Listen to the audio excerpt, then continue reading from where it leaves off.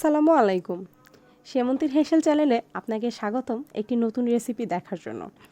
আজকে আমি আপনাদেরকে করে দেখাবো দেশি স্টাইলে কাঁচা আমের মোরব্বা। আর এই রেসিপিটি আমি আমার শাশুড়ি মার কাছ থেকে শিখেছি।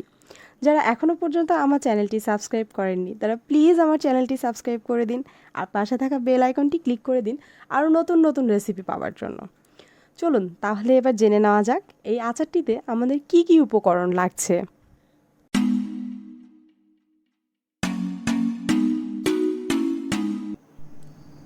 আম লাগছে মাঝারি সাইজের 5টি, চুন 1 চা চামচ, শুকনো মরিচ 5-6টা, এলাচ 5-6টা, দারুচিনি লাগছে 4টা, তেজপাতা 3টি, চিনি 1.5 কাপ।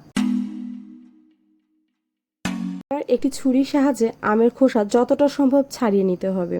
আর অবশ্যই খেয়াল রাখতে হবে আমের গায়ে যেন কোনো সবুজ অংশ লেগে না থাকে, তাহলে কিন্তু আমরা যখন আমগুলোকে চুনের পানিতে ভেজাবো তখন এই সবুজ আবরণগুলোর কারণে আমগুলো কিন্তু কালচে হয়ে যাবে, আর সেটা কিন্তু আপনার মোরব্বার জন্য দেখতে একদমই ভালো দেখাবে না। তাই অবশ্যই চেষ্টা করবেন আমের খোসা ছাড়ানোর সময় গায়ের সবুজ আবরণগুলোকে সম্পূর্ণ উঠিয়ে ফেলতে।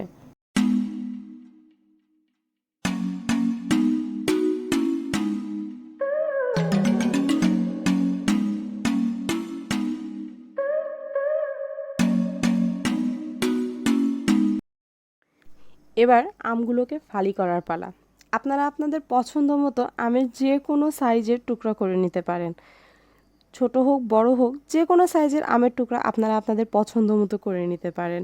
আমি আমার পছন্দ মতো এখানে আমের টুকরো করে নিয়েছি। আমি আপনাদেরকে কাছে থেকে ধরে দেখাচ্ছি আমার আমের টুকরোগুলো ঠিক দেখতে কেমন হয়েছে। আপনারা আপনাদের পছন্দ মতো করে নিলেই হবে। এরপর একটি বড় প্লাস্টিকের বোল নিয়ে তাতে পরিমাণ মতো পানি দিতে হবে।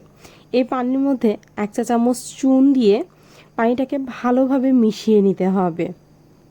আর অবশ্যই খেয়াল রাখবেন চুনটা যেন পানির সাথে খুব ভালোভাবে মিশে যায়, এজন্য একটু নেড়ে চেড়ে পানিটাকে চুনের সাথে মিশিয়ে নেবেন। এ পর্যায়ে চুন আর পানি ভালোভাবে মিশে গেলে তাতে টুকরো করে রাখা আমগুলো একটা একটা করে ছেড়ে দিব। একে একে সবগুলো আম পানিতে ছাড়া হয়ে গেলে এ অবস্থায় এই আমগুলোকে রুম টেম্পারেচারে রেখে দিতে হবে, কম করে হলেও 1.5 থেকে 2 ঘন্টা পর্যন্ত। এই অবস্থায় 2 থেকে 3 বার আমগুলোকে একটু ভালোভাবে নেড়েচেড়ে মিশিয়ে দিতে হবে। ঠিক ঘড়ি ধরে 2 ঘন্টা পর এই আমগুলোকে চুন পানি থেকে তুলে ভালোভাবে ধুয়ে পানি ঝরিয়ে নিতে হবে কিছুক্ষণের জন্য। এখন চুলায় একটি প্যান দিয়ে তাতে সবগুলো আম ঢেলে দিয়ে সেখানে চিনি দিতে হবে 1.5 কাপ মতন। 1.5 কাপ মতন চিনি দিয়ে সেটাকে ভালোভাবে নেড়ে চেড়ে মিশিয়ে নিতে হবে মাঝারি আঁচে। আর হ্যাঁ, খেয়াল রাখতে হবে চুলার আঁচটা যেন অবশ্যই মাঝারিতে থাকে। যদি হাই হিটে করা হয় তাহলে চিনিগুলি পুড়ে কালচে হয়ে যাবে আর মোরব্বাটা দেখতে একদম ভালো দেখাবে না। আর এখন এতে অ্যাড করছি 1 টেবিল চামচ পরিমাণ হোয়াইট ভিনেগার। ভিনেগার অ্যাড করার পরে আবারও একটু ভালোভাবে নেড়ে চেড়ে চিনি, আম আর ভিনেগারটাকে ভালোভাবে মিশিয়ে নিতে হবে। আর মেশাতে হবে ঠিক ততক্ষণ পর্যন্ত যতক্ষণ পর্যন্ত চিনিটা গলে পানি হয়ে না আসে। চিনি থেকে পানি বের হয়ে আসলে আবার ভয় পাবেন না, পানিটা থাকবে না, জালে জালে একদম শুকিয়ে যাবে। এ পর্যায়ে আম চিনি ভালোভাবে মিশানো হয়ে গেলে এতে অ্যাড করছি 4-5টা সাদা এলাচ, 4 টুকরো দারুচিনি আর 3টি তেজপাতা।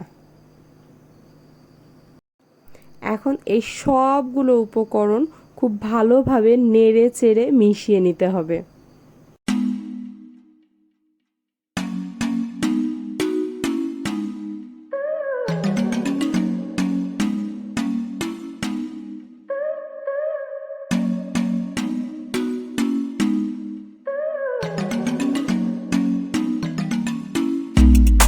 আচারটি এই পর্যায়ে চলে আসলে এখন এতে অ্যাড করব আগে থেকে ফালি করে রাখা 4-5টা শুকনা মরিচ।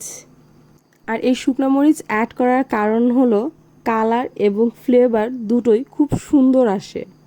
এরপর জাস্ট একটু নেড়ে চেড়ে মিশিয়ে নিলেই হয়ে গেল আমার দেশি স্টাইলে কাঁচা আমের মোরব্বা। আর এটি দেখতে যতটা সুন্দর খেতেও ঠিক ততটাই টেস্টি। আপনি কিন্তু বাসায় এটি অবশ্যই ট্রাই করবেন আর কমেন্টে আমাকে জানাবেন কেমন হলো। চলুন এবার একটু সার্ভ করে নেওয়া যাক দেশি স্টাইলে কাঁচা আমের মোরব্বা।